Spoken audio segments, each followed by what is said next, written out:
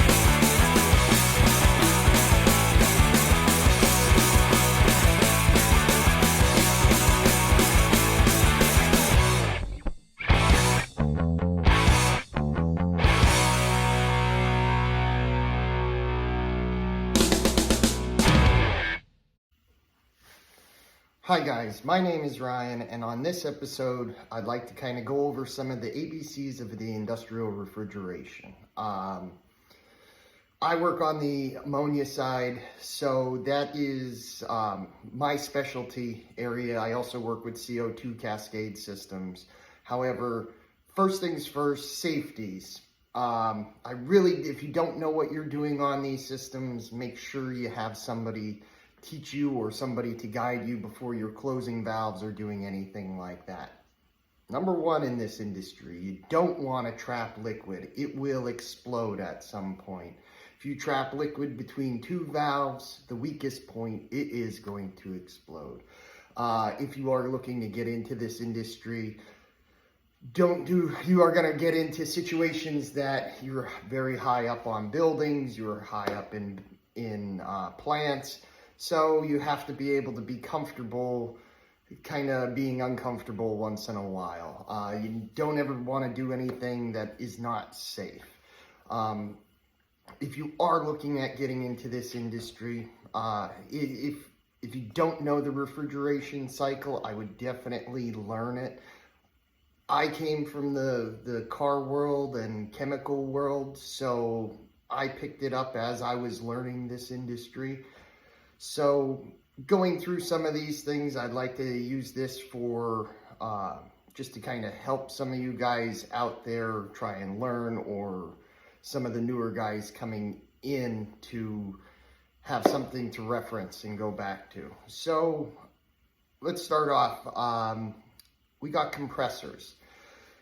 I deal with two different types of compressors, recips and screw compressors mainly. Frick compressors on the screw, I've worked on with Frick, Gia, Vilter.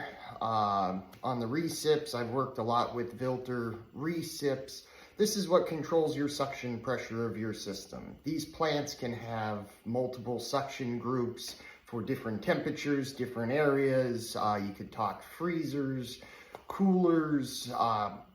You could go into spiral freezers as well for very cold temperatures. There's a lot of different applications. You could get a little 4-cylinder recip. I have some pictures on there of older recips, and then there are some 1,000 horsepower screw compressors as well. So that is really what is controlling most of your suction pressure throughout. That's the heart of your refrigeration system right there. The next thing we're going to get into is vessels. There are a lot of different vessels out there.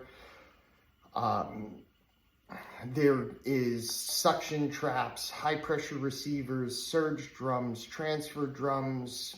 There's pump packages where you're pumping out liquid ammonia two different areas into the plant.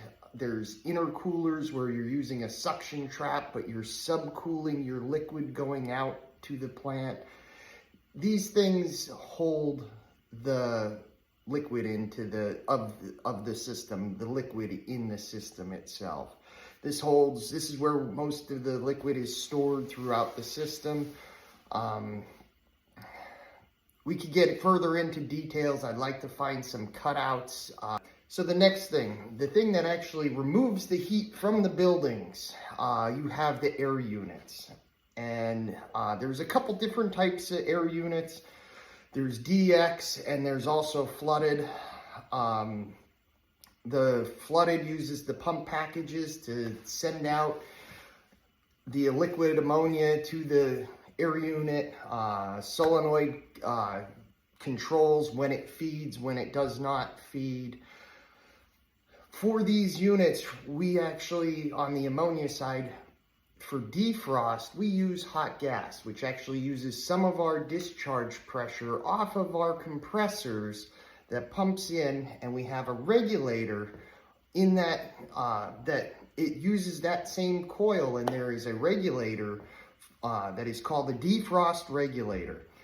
This defrost regulator is usually set for about 75 PSI, and that gives you about 50 degrees coil temperature, which is right about what you want for your defrost to make the ice melt off, depending on your temperatures, depending on applications. There's a lot of different defrosts. We could get into a lot more of that in further episodes. I have a lot of different ideas for this, but then what comes up next is what removes the heat all the way from the building. You find them up on the roof. It is the condensers. You're expelling all the heat that you're pulling out from the building, because in the refrigeration world, you are not making a room cold. You're actually pulling the heat out of the room and removing it from the building through the condenser. So with that is where all our heat is being let out. We have big condensers up on the roof. I recommend stainless steel coils in them, but some of the older stuff doesn't have that in there. We use water and fans to cool down this, the discharge pressure on the compressors and on this entire system.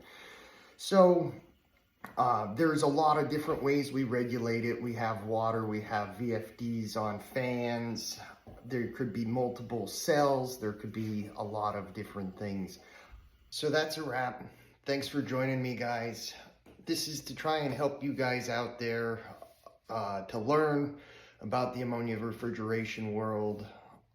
So if there's anything that you guys would like to see, please reach out. I'm gonna be putting a YouTube thing together. This is the first of any episode, so hopefully things start running smoother on this end, because it's kind of awkward for me.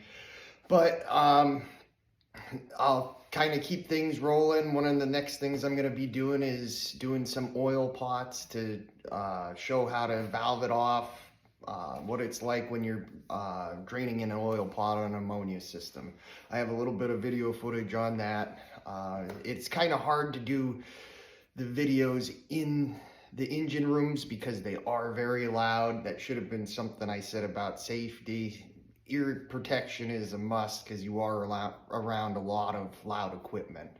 So, but reach out, guys, if you like what you see. Follow me, and let's do more with the ammonia side. Thanks.